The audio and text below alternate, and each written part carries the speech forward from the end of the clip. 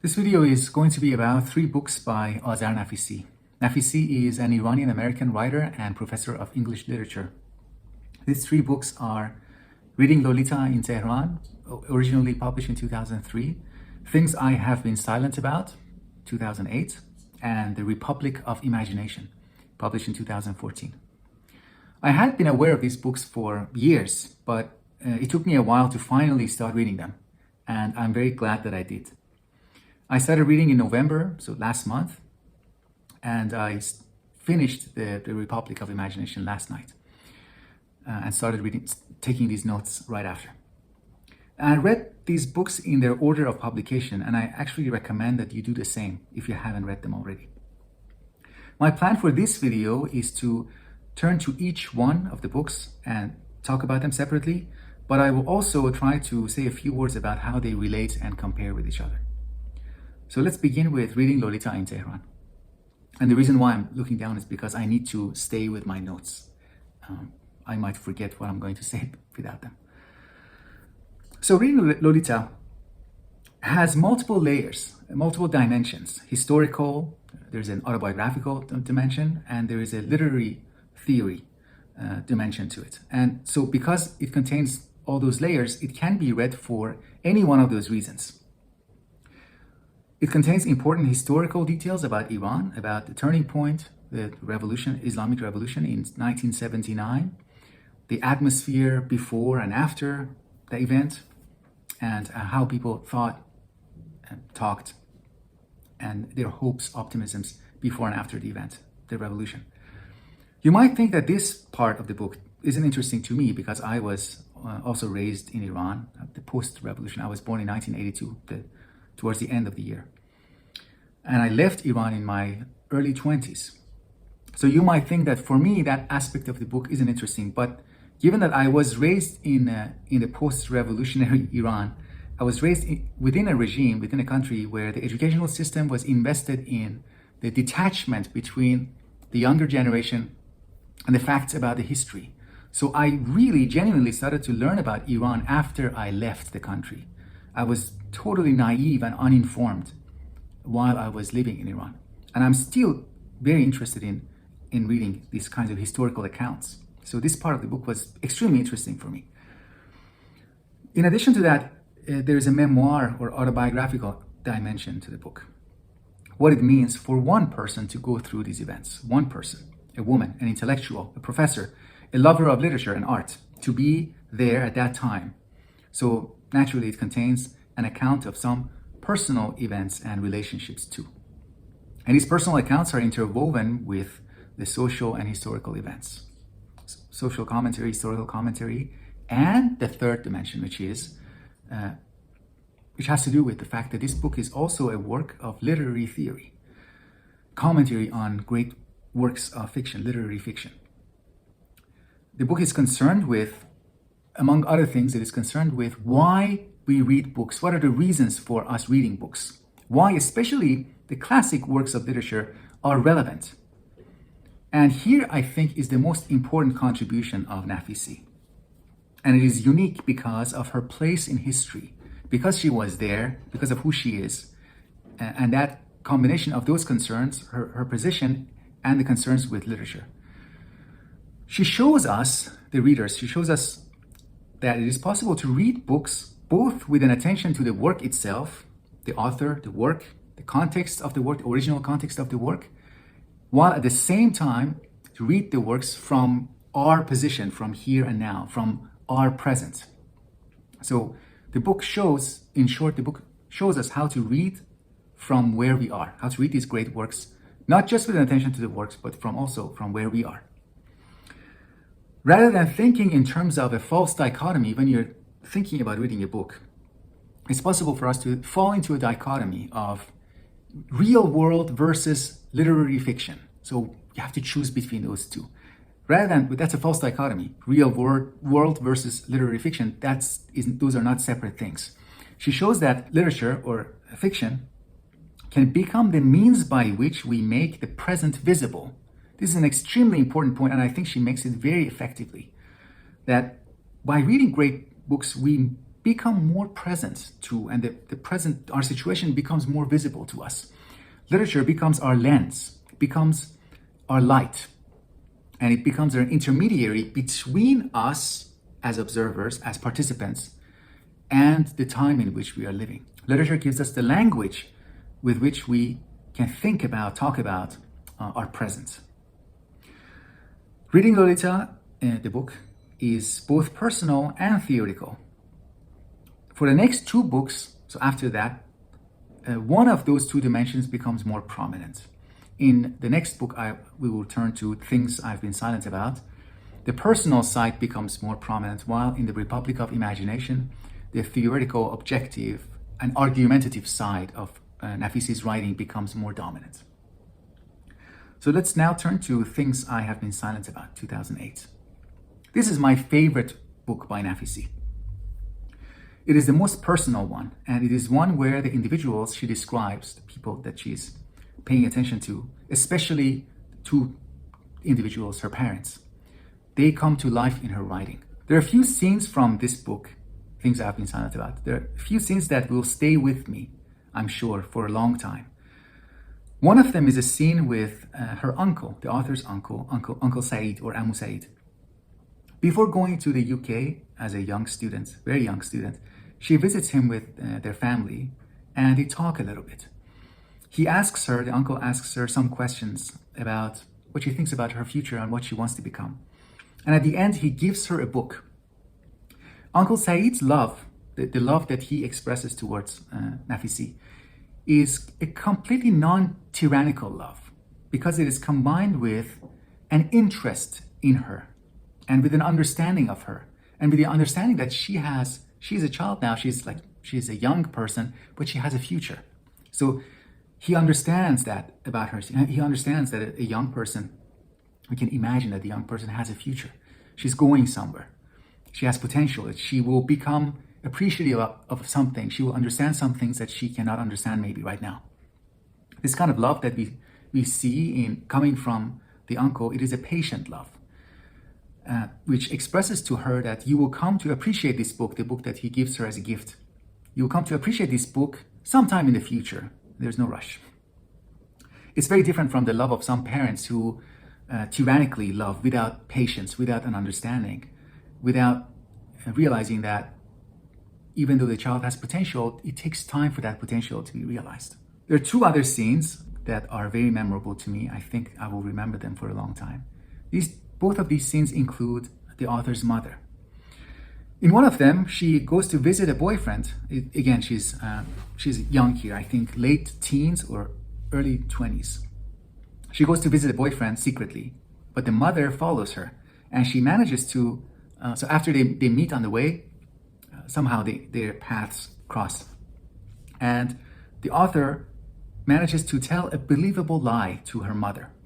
This episode helps to show the complexity of this mother-daughter relationship, but also presents an image of the author, the image of herself, which is so much more interesting compared to an image of a detached observer who's just telling a story. Especially, she says in this scene, she says that by that point, she was old enough and she was practiced enough. She says that by that point, I had become good at lying. Very interesting. The next scene is again with her mother, and here is a time when she is about to leave Iran with her husband now and children. She goes to visit her mother alone. This is one of the last times that they see each other. After entering the mother's apartment, the mother, who is in the kitchen at the moment, the mother asks her to sit in the drawing room while she makes coffee in the kitchen. She, the author, sits, and we read a description of that interval of silence. She's waiting in silence, looking around in the room, looking at the furniture, looking at the photos on the wall. And this scene really shows how you can, even after knowing your parent for such a long time, you can still be surprised by little things. Like she describes how the furniture were rearranged. Seems like some of the photos were changed compared to the last time that she was there. Something else that I learned from this book, from this second book, Things I've Been Silent About. And this has to do with the consequence of living through hardship. So One consequence of living through hardship, living with injustice, living with loneliness, is that we develop, as a result, we develop a distant point of view in relation to our own life, in relation to our own experience. If you live a hard life for long enough, if you have enough difficult experiences, you get to develop a view of your own life that is a distant view. And it feels more detached. And actually, one symptom of this, one way in which this detached relationship with one's own life can manifest is through lying, because a liar has necessarily a detached and distant view relationship with the facts of their life. This is a coping mechanism, of course, and it is often viewed as a coping mechanism. But reading Nafisi's book, the second book, Things I've Been Silent About, I realized that this coping mechanism also comes with a weakness. It involves a very important weakness. And this shows up in a decision to get married. It can show up in many different ways, having to do with making important life decisions. If you have a detached view of your own life, then making these very important life decisions might seem not serious enough. You might think like, oh, it's just a decision. It's just a marriage, right? Because looking at anything from a distance might undermine how serious that actually is, how consequential it is going to be for a life. The decision to get married, if you see it from a distance, from a theoretical point of view, might seem unserious. The distant view says, this is just marriage. It's good enough if I choose this person. I can live with it. And we see that this actually has very, very serious negative consequences. In this case, the author's first marriage. We also read a lot about love in this book. We see how love, falling in love, can be a symbol. It can symbolize rebellion, thinking for yourself, thinking independently, breaking norms, breaking conventions, going against what other people expect from you. Being yourself, falling in love can symbolize, especially acting on it and recognizing it. It can symbolize the act of being yourself, rebelling against opposing forces that don't want to let you to be yourself. In the first book, Reading Lolita, we read about a habit that she described, that she had the habit of asking from many people. Every time they talked about their relationship, the author would ask, did you fall in love? We didn't get an explanation of why she did that, why she asked that question. Here in the second book, we get an explanation. And the explanation is about what falling in love and taking it seriously, what that symbolizes. We also read about the origin of that form of gathering, which was so central in Reading Lolita. The form of gathering to discuss, over coffee, over tea, over sweets. Gathering to discuss, to connect, to catch up, to explore, including exploring works of literature, talk about politics. This is something that her parents did, the ritual of getting together. And she actually confirms this suspicion. She writes at some point, this is in my version of the book, page 244. Quote, at times I felt as if my whole life had become a series of variations on my parents' coffee sessions. So this coffee sessions shows up in the happenings, in the events, in the gatherings of with her students, the gatherings that we read about in the first book. Okay, now let's turn to the last book, The Republic of Imagination, the most recent one. The practice of reading to understand not just the work of literature, but also our present moment that I described in relation to Reading Lolita, comes back in this book. In Reading Lolita, reading was accompanied by an attention and an examination of Iran, attention to an examination of Iran, whereas here, reading is accompanied by an attention to America, by meditation about America. In fact, I think you can read this book, The Republic of Imagination, as a love letter to America. And like any love letter that contains flattering remarks about why, so what is it? One of the main features of a love letter. Any love letter contains some remarks, some reasons about why the beloved is worthy of love and worthy of admiration. Why the beloved, not just that I love the beloved, but also why the beloved is herself or himself worthy, should be loved and admired. Here Nafisi talks about why America is worthy of love and admiration, despite all its flaws and shortcomings and the negative sides of the dark sides of its history, it is still worthy of love and admiration. It is so because it is a republic of imagination. The America she's writing about and writing to is a country that has been striving towards certain ideals. These strivings are captured in the works of literature that she's discussing here, including the three books at the center of the book. The three books at the center of the Republic of Imagination. These three books are The Adventures of Huckleberry Finn by Mark Twain, Babbitt by Sinclair Lewis, and Heart is a Lonely Hunter by Carson McCullers.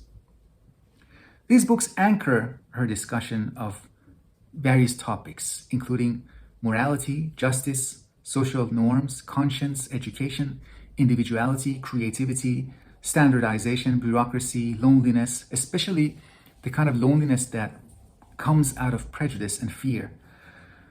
The yearning to communicate, out of that loneliness, the yearning to communicate and connect.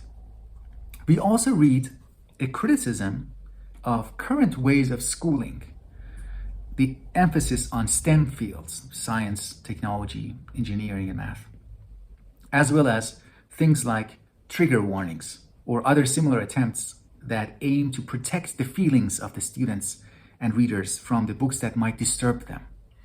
This is, Nafisi argues, this kind of protection of feelings is a misplaced empathy that alienates us from an extremely important part of who we are. What is that extremely important part of who we are? Our own pain and our understanding of our pain. The way in which that understanding can connect us to each other. The overprotective tendency in education, the emphasis on trigger warnings and protecting each other's feelings all the time, this tendency in education further atomizes us, presupposes that we cannot assume anything about each other, that it's all about our differences and our failure to understand the differences. But by having us all kept at a safe distance, it fulfills itself by ensuring that we remain strangers and remain vulnerable and remain not fully conscious of our vulnerabilities and our pains. After reading the three parts, so each three parts corresponding to those three books that I mentioned, at the end we find also a bonus track, a so-called bonus track, or an epilogue, which turns to another important American writer, namely James Baldwin. This epilogue is a very lively and lovely bonus chapter. I think it is a part of the book that was added despite the already existing structure in the rest of the book. But because of its importance, I think it came and forced itself into the rest of the book. But I'm really glad that it ended up being part of the book. And it really made me, as a consequence, it really made me want to go and read Baldwin. All right, now I want to turn to some of the criticisms of Nafisi, which I came across while doing some research. Some readers, including some relatively well-known ones, some readers have accused Nafisi of ideological thinking, and especially they've accused her of being supportive of foreign interventionism in Iranian politics. I do not agree with these charges. For one thing, she argues explicitly against ideology and ideological thinking, and she's definitely not a foreign interventionist. The best that those critics can do is to say that what she writes is congruent, or it's in line. It can be made consistent with those lines of thinking, foreign intervention in Iran. And I think the parts of her writing that are consistent with that way of thinking have to do with, the only parts that I can think about are the way in which she describes the immoral characters, especially in the first two books, Reading Lolita and Things I've Been Silent About. The immoral characters, in short, are described uncharitably. This is something that the critics might be pointing to and as an indication that she is against, like wholeheartedly against certain things about Iranian culture or Iranian politics. And they might be thinking that this represents a political, ideological tendency, disposition in Nafisi. When she doesn't like someone, especially, we are very unlikely to receive a complex image of that person or read something likable about them. Part of this has to do with the extremist character of the people she opposes. When a person you're talking to or writing about is himself or herself taking up an extremist and inflexible position, it is very difficult to present them as flexible and malleable. If they are not doing that themselves, it makes it difficult for you to describe them in inflexible terms in an open-ended way. Another part of it has to do with her theoretical style. What Nafisi excels at, I think, is literary theory. So the characters she writes about don't become alive and visible to us. It is more in the style of using name tags. So we keep track of most people in her writing with the help of name tags. We keep track of them, not because they come to life as characters, but because they are described in ways that they could be kept track of. But the greatest exception to this is her writing, her descriptions of her parents. So the theoretical and relatively detached style of writing might cause some people to think that she is ideologically motivated, or her writing is ideological. But as I said, that's a misunderstanding. Being theoretical is just a different way of handling the subject matter compared to a writer of fiction or a writer of autobiography, pure memoir or pure autobiography. A theoretical, relatively philosophical style of writing doesn't focus primarily on the subject matter, but it also focuses on a reflection on itself. It's a self-consciousness, cultivates a mindfulness of the relationship between the writer herself and the subject matter. In this case, the writing, the theoretical disposition it is striving towards a reading that balances, as I said, the study of the work while promoting an understanding of the present. And I'm actually very happy to find towards the end of the book, The Republic of Imagination, she talks about Camus briefly and talks about her forthcoming book, Read Dangerously. What she's promoting, what she's striving to do in her own work is a balance between those two dangers, the danger of presentism and the danger of escapism, escaping into the work and forgetting the present, and only focusing on the present and forgetting the great works. All right, if you have watched all the way until now, I thank you for your attention. And I'd like to remind you that I have more videos on my Patreon page for those of you who would like to support me. If not, that's also okay. In any case, I will speak with you in the next video.